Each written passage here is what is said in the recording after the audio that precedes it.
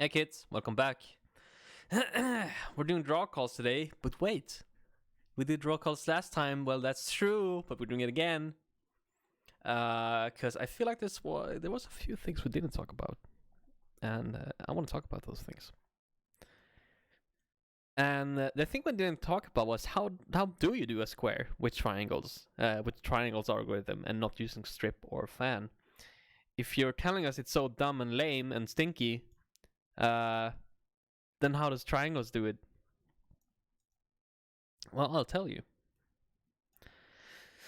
The way we do it with triangles. Whoa. Whoops. Is that we define the first triangle. So 0, 1, 2. And then again, your GL triangle is expecting 3. It's expecting 3 new vertices. All right. So what we do is we just define those vertices in the same place. All right. So we put another vertex here. So it's just one dot, but it's actually 2 vertices here, and that's gonna be vertex 3. Same thing up here. We're gonna place another vertex in the same place, and we're gonna call that vertex 4. And then finally we have a new vertex over here, 5.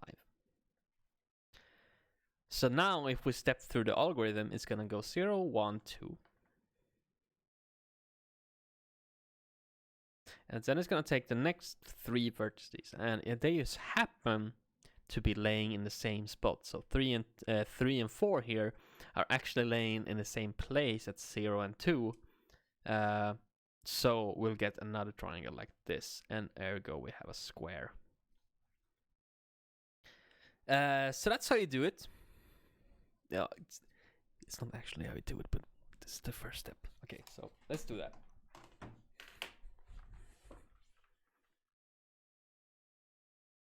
So let's see here. We have Okay, so what we do is that I'll just copy the first one here like that. So I copied vertex 0 and put that as vertex 3.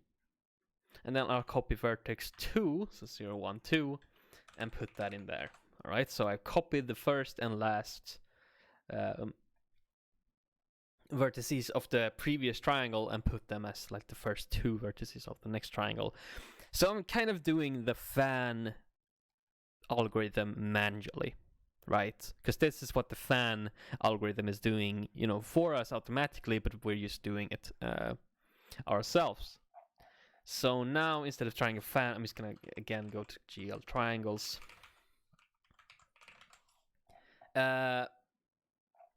Now this is not gonna work, and I want you guys to at least have a guess at why this is not gonna work, because I forgot one thing. This is the first triangle. That's not a very good square. I said I said a rectangle is basically a square, but saying a triangle is basically a square, I feel like it's a little bit extreme even for me. Of course, now there's not 4 vertices anymore. There's now 6 vertices. All right, so we have to bump this number up. Even though it looks like it's 4, it's actually 6. It just happens to be 2 in the same place. And there we go. We have a square. Great. And this is how the triangles algorithm can do any shape. It can copy whatever the other 2 algorithms are doing. We just have to sort of copy and paste vertices where the algorithm sort of inserts them for us. And I'm hoping you're thinking to yourself, this seems extraordinarily tedious to have to do this. Imagine if you have a model with thousands of triangles, having every single vertex having to copy it potentially 3 times or more even for every single one of these triangles. It seems very wasteful of space and of our sanity, and you would be right. That is not usually how you do things. What we want to do is we want to be able to reuse vertices. If we have defined the 2 corners here, we've already defined them. Why not reuse them for the last triangle, all right? So this brings us very neatly into something called element buffers, all right? So element buffers is a second type of data buffer that's on the GPU, and it works like this. So once again, I'm gonna draw this square. This square. Let's see. So we're gonna draw the square once again. So I'm gonna go boom, boom, boom, boom, and I'm not gonna do any copying this time. It's gonna go 0, 1, 2, 3. All right. And now with gldraw arrays, with the gldraw arrays function, I mentioned that it takes the vertices as they appear in the vertex buffer. So, you know, it takes the first and then the second and the third and fourth and so on, and applies whatever algorithm it's applying. But it doesn't have to be that way. We can actually tell the GPU which order we want it to construct those triangles in, all right? So in this case, instead of going, you know, 0, 1, whoops, that's not a 1, 0, 1, 2, 3, 4, 5. So this is the order, right? So it will go 0, 1, 2, make a triangle, and then 3, 4, 5, make a triangle, right? That's what the algorithm is doing. Instead we want to reuse those 0 and 2 there, because, like, you know, in our stupid little triangle here, 3 and 2, oh sorry, excuse me, 3 and 4 were the same as 0 and 2. So this 3 and 4 here were equal to the 0 and 2.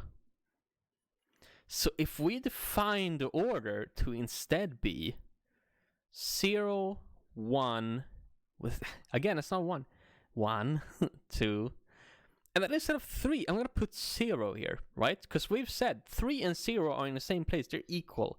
So I'm just going to put 0 here instead. So it's going to go 0, 1, 2, and then use 0 again. All right, because it doesn't have to be sequential. It doesn't have to be in, like, from the start to beginning or anything. We can define any order. We can reuse vertices as many times as we want. So I'm going to 0, 1, 2, 0, and then again 4. I'm just going to use 2 instead because those are the same vertex, or they're in the same place rather. So I'm just going to go 2 here, and then I'm going to do the last one, 5, which is, okay, that one doesn't exist. We actually have to make a new one, so I'm just going to call it 3. All right. So if we, instead of going 0, 1, 2, 3, 4, 5 like a Dumbo, like a newbie, we're pro, and we're gonna go 0, 1, 2, 0, 2, 3. All right. And I hope you can convince yourself that's the same thing as going 0, 1, 2, 3, 4, 5 in this setup of vertices. Going in this order is the same as on this setup of vertices going in that order, right? So these two pairs will produce the same quad. Obviously, going in this order, 0, 1, 2, 1, 2, 3, is going in that order on this set of vertices, of course, would not give you a quad because you're not including 5. I'm talking about if we simplified, if we went back, we remove the copies, then this modified order of drawing the vertices would produce a quad. Let's move this away a little bit. All right. So if this doesn't feel intuitive, that's fine. We're gonna play with it and see if we can make it intuitive.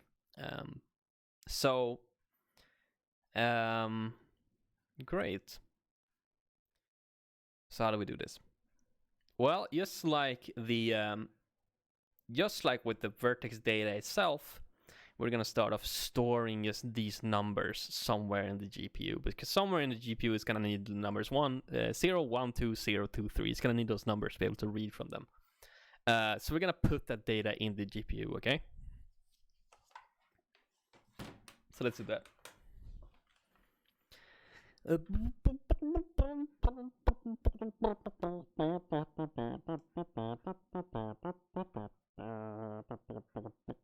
Okay, so where's my mouse? Oh, there we go. Yeah. So just like with the vertex buffer object, we're gonna create a buffer.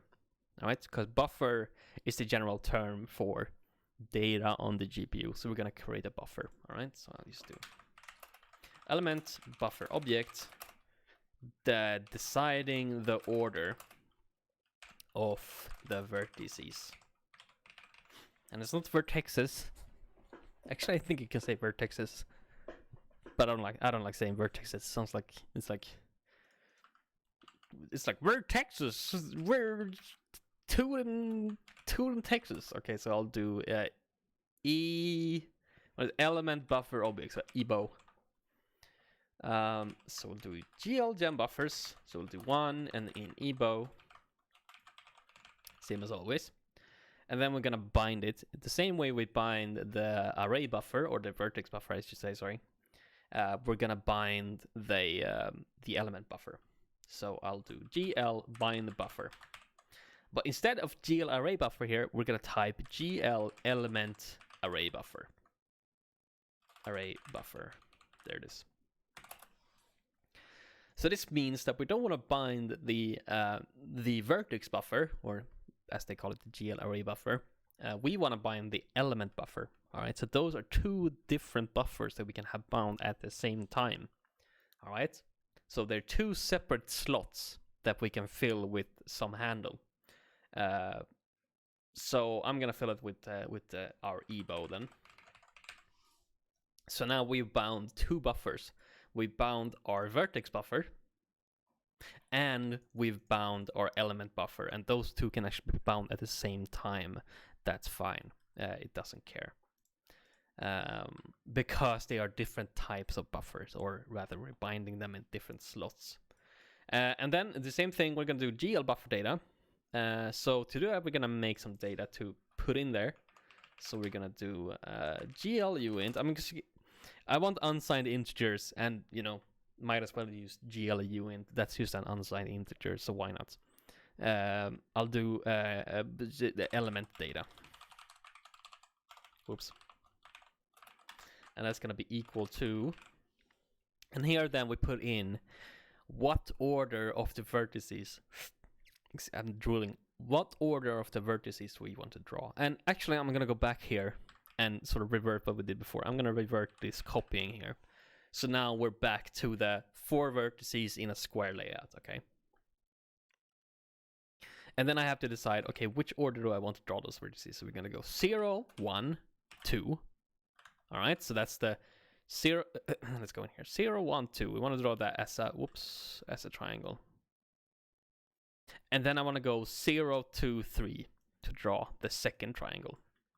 All right, so I'm going to go 0, 1, 2, and then I got a few spaces. 0, 2, 3. All right. So what we're putting in here is the which vertex we want to draw when. Okay. So it's still going to do exactly the same algorithm. It's going to take the first 3 and make a triangle. Then it's going to take the second 3 and make a triangle. All right. But it's just that it's doing this secondary lookup of not iterating over the vertices themselves, rather iterating over the order of the vertices. Okay. It's okay if this is a little bit confusing, doing this sort of double lookup where you look up the 3 first in the element buffer and then using that as an index to look up the vertex itself. It's okay. It's okay if it's confusing. Let's do GL buffer data then. So we'll do GL element array, buffer. All right. Size, so that's the same thing. What's the size of data in bytes? All right. So we'll do the size of here. Element data. Again, size of will give how many the size in bytes of whatever we put in here. And since we're doing a static array, it will give us the size of all the elements as bytes. So, there's 4 bytes per integer. So it's going to be 4 times 6, which is some number, 24. So the size in bytes of our uint array is 24 bytes. And then it's data. So it's just pointed to data. So we just do element data. Perfect. And then it's GL enum usage. All right. So that's the same as the usage of the vertex buffer. So if we want to change our elements every frame for some reason, then we probably want to do put it in a part in memory that's easy to change. That's, by the way, called GL dynamic draw or GL stream draw. But we know we're not going to change this. Let's just do static draw. It's fine. Okay, so that should actually be all we have to do, kind of. We've defined an element buffer, we fill it with some data, and cool. One of the steps we still have to change out, though, is this gldraw arrays, because again, gldraw arrays will look at the vertices raw. They will just take the vertices in order and do the algorithm. But now we want to tell OpenGL that, hey, we don't want to go in like, just willy-nilly. We have a very specific order we want to draw our vertices in, and we actually have an element buffer. So we're gonna use GL draw elements. All right, so that's telling OpenGL that we know what the fuck we're doing. We're cool. We're gamers. We have an element buffer. We'll take care of the ordering here. So here's the mode, and again, it will still apply the algorithm, all right? Excuse me. So it will still do, if you want to do strips or if you want to do triangle fan, it will do the algorithm on the elements instead of the raw vertices in order. We want to do, though, triangles, because like if we were doing elements, we could do the fan and the strip easily anyway, so why use anything other than triangles? So we're just gonna do triangles. And again, for some reason, they've swapped around. The arguments. Now it's count. Okay, so now it's want to know how many vertices are we drawing, all right? And you can follow it sort of a pit hole here. It's not how many vertices, like I just said. That's actually wrong. It's not how many vertices. It's how many elements are we drawing, right? And there's a subtle difference there, where if we go back here, there's only 4 vertices, all right? But that's not what the algorithm is iterating over. It's iterating over the elements, right? It's taking the first 3 elements and then connecting whatever vertices those elements are referencing. And then it's going over the 3 other elements, and connecting whatever vertices those elements are pointing to, right? So we don't want to put 4 because that's how many vertices we have. We want to put how many elements we have. So we have 6 elements. So we'll put 6. All right, and here's type, and that's which data type are the elements. I don't know why they put this here. I think it's kind of dumb, but we know it's an unsigned int. It's almost always gonna be unsigned ints. So you can put GL unsigned int here and don't really think about it too hard. And here's a weird one. It's called const void. It's a void pointer called indices. And that's the same as the start of gldraw arrays,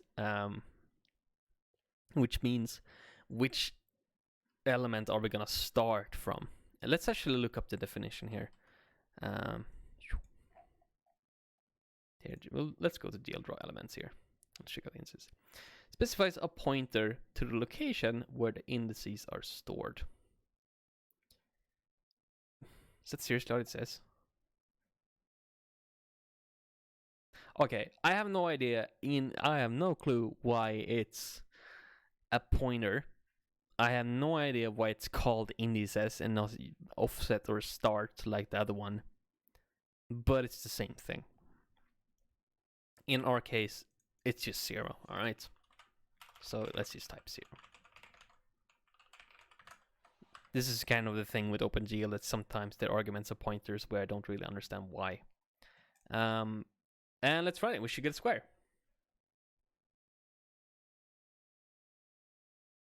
Okay, that's not a square. Uh-oh. Access violation, reading location 0000. Okay, that's not good. So why did this happen? Well, we didn't really talk about how does it know which element buffer to draw from. Like, we're not sending in like a handle to an element buffer or anything. Like, how does it know which element buffer to actually, like, you know, read from? And if you're guessing the one that's bound, then you're right. It's sampling the one that is bound. But then why are we getting the crash? Because, you know, we bound the element buffer over here, right? Let's see, here. Yeah, we bind the element buffer.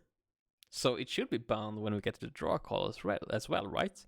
So why are we getting a null pointer exception? And I can tell you right now, this null pointer exception is because there is no bound element buffer. I can tell you that.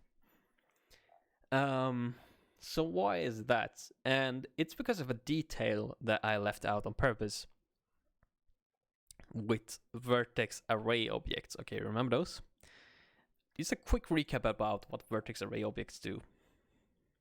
Whoops.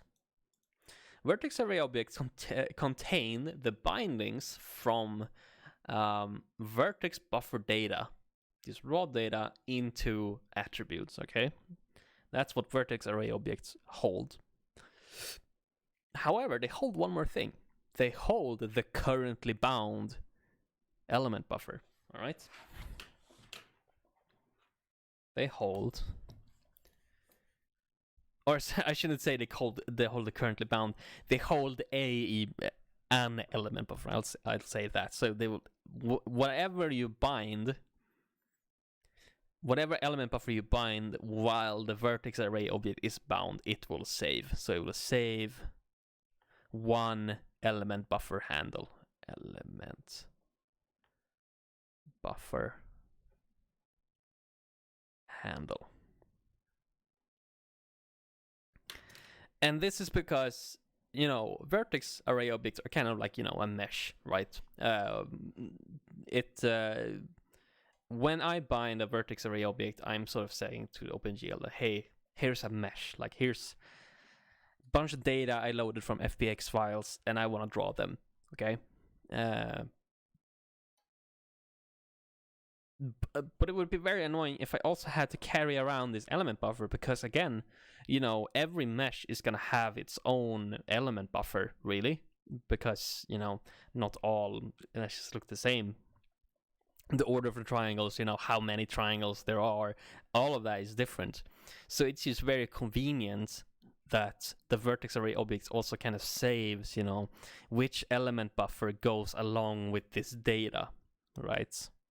So in our quad example, you know, we want our element buffer we just made, where we, like, you know, connect the two triangles, that we want that to be tied to the data itself, because if we make some other data later that's like a circle, that's not going to be the same element buffer. Like, we're going to need completely different draw order for that one. So the vertex array object also keeps track of which element buffer it's bound, okay? So here's the caveat. Can you guys from this figure out why is our element buffer getting unbound? All right, so if we go into go in here, if we just look at sort of the order we're doing things, like, okay, we're making the vertex buffer, we're making the element buffer, and then we're making the vertex array object. Why is the element buffer getting unbound?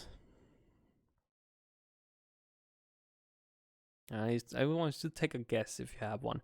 Maybe just think about it a little bit. So the reason is that when we create a new vertex array object, it's going to have everything zeroed, right? All attributes are going to be disabled. It's going to have no bindings and no element buffer. tied to it. Which means when we bind the vertex array object here, it's gonna say like, oh, okay, here's my here's my, attribute bindings. I don't have any, all of them are disabled. Also, I have no element buffer, so unbind that. All right, because that vertex array object saying like, hey, I'm storing the state of the element buffer and I have none. So unbind whatever element buffer is currently bound. Right? Because it's keeping track of the state. So that's why the VIO says that it doesn't own an element buffer, so it will unbind it. So that's why. Okay. So we have to associate our element buffer with this VIO. So what I'll do is that I'll just bind it. I'll bind the VIO and then afterwards I'll use bind it. I'll use bind buffer, GL element array buffer. If I was a little bit smarter with the order we were doing things, like maybe creating and binding the vertex array object first and then creating all the buffers, we wouldn't have this problem. But whatever, I'll at least do the solution like this. So what's gonna happen now is that we're gonna create everything. Blah, blah, blah, blah. We're creating a VIO. It's saying like, I don't have any bindings. I don't have anything. So just like reset everything, and then we're gonna say, okay, but now I bound this EBO. And it's gonna remember that. It's gonna say like, okay, when I was bound, this EPO got bound. So it's gonna save that handle. So it's gonna save like 5 or whatever the handle is. And it's gonna say like, okay, when I was bound, this element buffer was bound. So later, when we're binding other VIOs, they are replacing the element buffer handle with whatever they have saved. The state's gonna reset whatever. Next time we come back to this vertex array object, next time we bind it for rendering, it's gonna remember, when I was bound, 5 was the element buffer that was active, so it's gonna bind 5. So when we bind our VIO again for drawing, it's gonna automatically bind the correct element buffer to go along with it. All right, so when we do that, it's gonna remember this EBO. Great. Let's try again, shall we?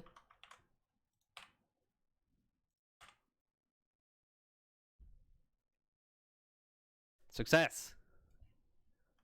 We did it. Fantastic. So that's elements. It's okay if it's a little bit shaky right now. We're gonna be doing more stuff with them later. Hopefully you get to practice a little bit with exercises I'm going to be posting from these past lectures. It's been a very big information dump. That's fine. It's okay if you feel a little bit overwhelmed. Just let it sink in for a few days. Play around with it. Do the exercises. Come to the workshop and we'll talk about things. Hopefully after a few days this will sort of sink in and feel a little bit more intuitive. But without further ado, thank you guys very much for your attention, and I'll see you guys in the next video.